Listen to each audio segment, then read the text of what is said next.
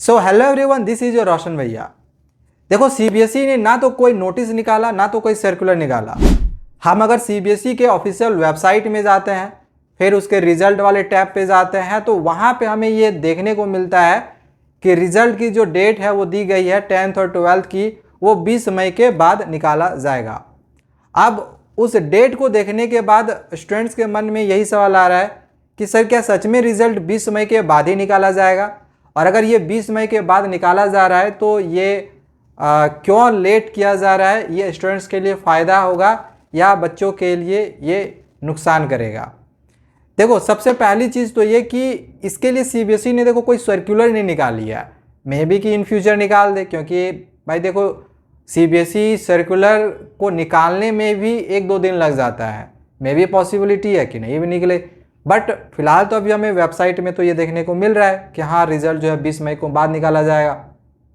अब सर्कुलर आए चाहे नहीं आए, बट हमें तो यहाँ पे देखने को मिल रहा है ना कि 20 मई के बाद जो है रिजल्ट निकाली जाएगी। अब ये रिजल्ट में देरी क्यों हो रही है और रिजल्ट क्या 20 मई के बाद ही निकाला जाएगा? देखो, ऐसा ज़रूरी नहीं है, ऐसा बिल्कुल भी ज़रूरी नहीं है। देखो, सीबीएसई जो है आपको एक एस्टिमेशन दे दी है कि हम 20 मई के बाद आपकी जो रिज़ल्ट है वो दे सकते हैं। क्यों? क्योंकि जो रिज़ल्ट का काम है वो सीबीएसई का पूरा नहीं हो पाया है। आपको पता होगा, पिछले साल सीबीएसई की जो रिज़ल्ट रही वो पहले आई थी एंड रिज़ल्ट बहुत ख़राब रही। देन इसके बाद आईसीएसई बोर्ड की रिज़ल्ट निकाली गई। ऐसा हर साल देखा जाता है कि जो आईसीएसई की बोर्ड होती है उसकी जो रिज़ल्ट निकाली जाती है वो सीबीएसई के बाद ही देती है। क्यों? ताकि वो सीबीएसई से बेहतर रिज़ल्ट को दे सके। और यही एक मेन वजह है जिसके वजह से जो सीबीएसई है वो इस बार रिज़ल्ट में देरी कर रही है। हमेशा से ऐसा देखा जाता था कि डिजी लॉकर में पहले सीबीएसई के रिज़ल्ट की नोटिफिकेशन पहले आती थी, लेकिन इस बार आईसीएसई की बोर्ड की रिज़ल्ट की जो रिज़ल्ट नोटिफिकेशन है डिजी लॉकर पे पहले दे दी है। अब देखो, डिजी लॉकर में आईसीएसई बोर्ड की जो नोटिफिकेशन है, ये इसका नोटिफिकेशन दिए हुए ऑलरेडी 6-7 दिन हो चुका है, लेकिन उन्होंने अभी तक रिजल्ट डिक्लेयर नहीं किया है। क्यों? क्योंकि वो इंतज़ार करती है सीबीएसई के रिजल्ट का, एंड उसका हमेशा से ही कोशिश रहता है आईसीएसई बोर्ड का कि वो रिजल्ट सीबीएसई से बेटर करे। अब पिछले साल क्या हुआ था आपको मैं बता दूं। पिछले साल सीबीएसई बोर्ड की जो रिजल्ट है वो 12 मई को आया था। अब जब रिजल्ट निकाला गया तो सीबीएसई की जो रिजल्ट रही वो बहुत ख़राब रही। बहुत सारे बच्चों की एक्सपेक्टेशंस के अनुसार मार्क्स नहीं आए, उसे कहीं ज़्यादा मार्क्स कम आए। देन इसके बाद जब आईसीएसई बोर्ड की रिजल्ट निकालती है तो 99% से भी ज़्यादा उनका रिजल्ट रहा। सारे बच्चे, मतलब ऑलमोस्ट सारे बच्चे पास। कुछ ही ऐसे गिने चुने थे जो 1-2 ही होंगे जो उतने सारे में फेल होंगे, एंड वो बच्चे वो होंगे जो सिर्फ एग्ज़ाम नहीं दिए होंगे।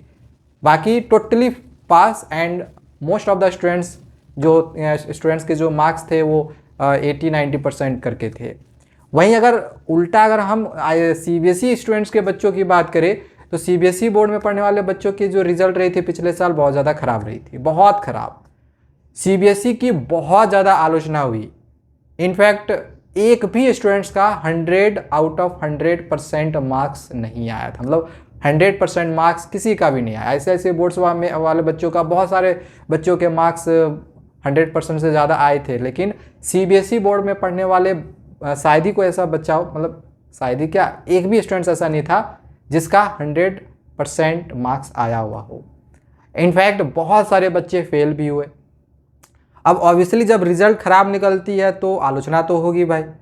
बहुत सारे लोगों ने आलोचना करना शुरू कर दिया। सीबीएसई को सामने आके माफ़ी तक मांगनी पड़ी थी।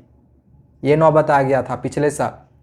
बहुत ज़्यादा सीबीएसई की आलोचना हुई थी। देन कहीं ना कहीं सीबीएसई उस चीज़ से सबक ली है, समझी है कि बच्चों के रिज़ल्ट को ख़राब नहीं करना है। अब ऐसी पॉसिबिलिटी है कि हो सकता है इस साल जब सीबीएसई अपने रिज़ल्ट को बना रही थी तो ऐसा देखा हुआ हो कि रिज़ल्ट बच्चों के फिर से ख़राब आ रहे हैं, तो मे बी कि सीबीएसई वेट कर रही है कि आईसीएसई बोर्ड पहले रिज़ल्ट डिक्लेयर कर दे फिर हम कर देंगे। लेकिन आईसीएसई बोर्ड भाई खुद चालाक है, वो पहले वेट करती है सीबीएसई का। सीबीएसई जब तक नहीं देती है आईसीएसई बोर्ड वाले नहीं देते हैं।